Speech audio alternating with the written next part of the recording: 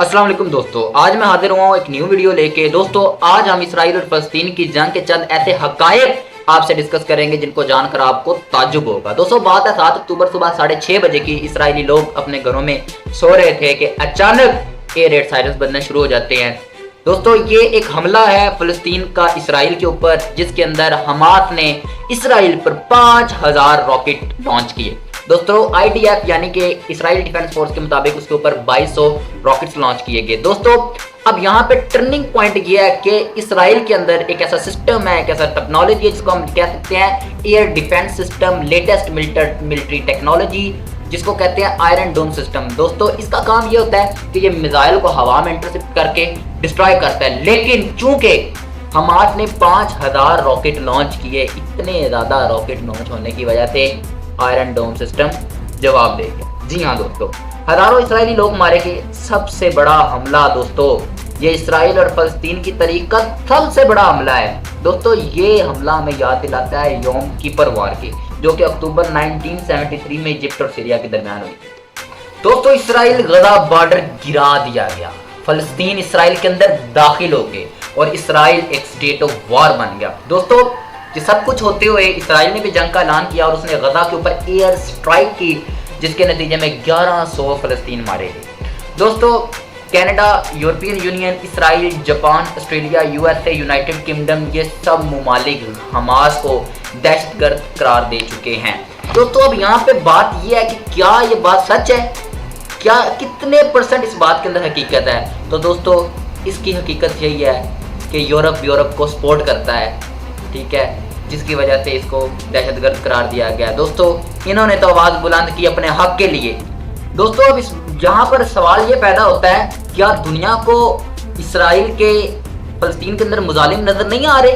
क्या लोग अंधे हो चुके हैं? क्या लोगों को ये नजर नहीं आ रहा कि कितनी तादाद में लोग मारे जा चुके हैं? दोस्तों बात ये है कि जितने भी मिसाइल लॉन्च किए हो गजा ने, इसराइल और फलस्तीन का कोई कंपैरिजन नहीं बनता, ना टेक्नोलॉजी में ना असले में। इसराइल हर तरह से बेहतर है। दोस्तों अब टॉपिक की तरफ आते हैं कि मोहम्मद अल देव जो कि हमास का सरबराह है, उसने इस ऑपरेशन को नाम दिया अल अक्सा फ्लड का। दोस्तों सिर्फ इस जंग का मकसद फलस्तीन पर जो जुल्म हुआ है उसका बदला लेना है, मस्जिद अक्सा की जो हुर्मत की गई उसका बदला लेना है। दोस्तों अब यहाँ पे एक और टर्निंग पॉइंट है कि इसराइल ने एयर स्ट्राइक कर दिया, उसने बकायदा जंग का ऐलान कर दिया और उसके जो वज़ीर आज़म बेंजिंग ने कहा कि जो इलेक्ट्रिसिटी की सप्लाई है उसको कट कर दिया जाए। दोस्तों जी हाँ, इस वक्त फलस्तीन के अंदर ना खुराक है, ना बिजली है, ना पानी है, निज़ाम ज़िंदगी दरहम बरहम है।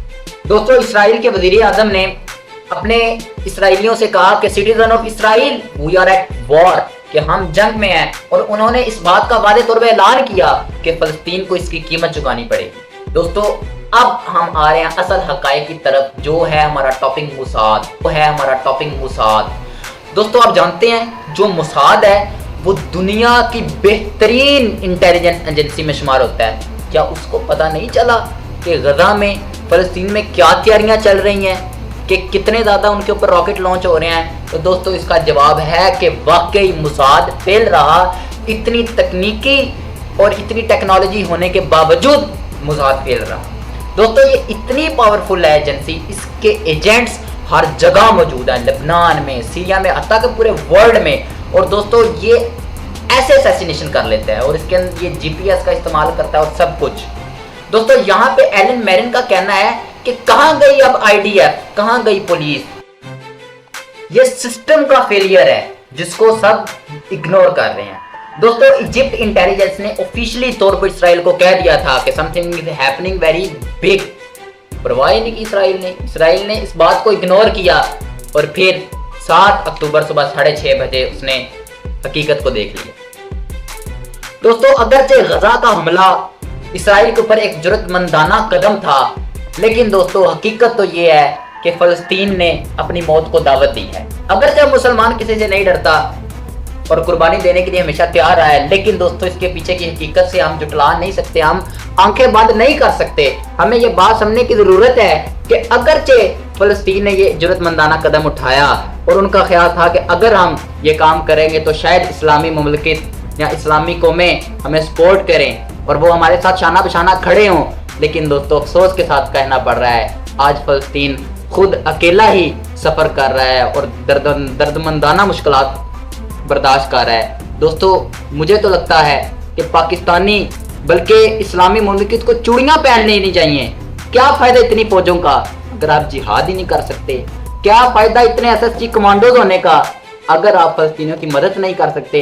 दोस्तों लोगों की नज़र में हम एटॉमिक पावर हैं, एटॉमिक एनर्जी हैं, लेकिन दोस्तों क्या फ़ायदा इस एटॉमिक एनर्जी का, इस एटॉमिक पावर होने का अगर हम अपने भाइयों के साथ नहीं खड़े हो सकते? दोस्तों हमारे रसूल अल्लाह सल्लल्लाहु अलैहि वसल्लम ने फरमाया कि अगर जिस्म में किसी एक जगह दर्द हो ना तो पूरा जिस्म बेचैन हो जाता है, और वहाँ पे हमारे भाई हमारे मुसलमान रोज़ मर रहे हैं, तड़प रहे हैं, और इनके सर पर जूं भी नहीं रेंग रही और ये साजिशें करने में मसरूफ। दोस्तों आज मैं ना सिर्फ आपको चैनल सब्सक्राइब करने का कहूँगा, ना लाइक करने का कहूँगा, लेकिन हाँ दोस्तों एक मैं बात कहूँगा कि जो हमारे फ़लस्तीनी भाई वहाँ पे तड़प रहे हैं, भूख से प्यास से ज़ख्मी हैं और इसराइल के मज़ालिम सह रहे हैं, आप उनके लिए बस दुआ कर दीजिए। अल्लाह हाफ़िज़।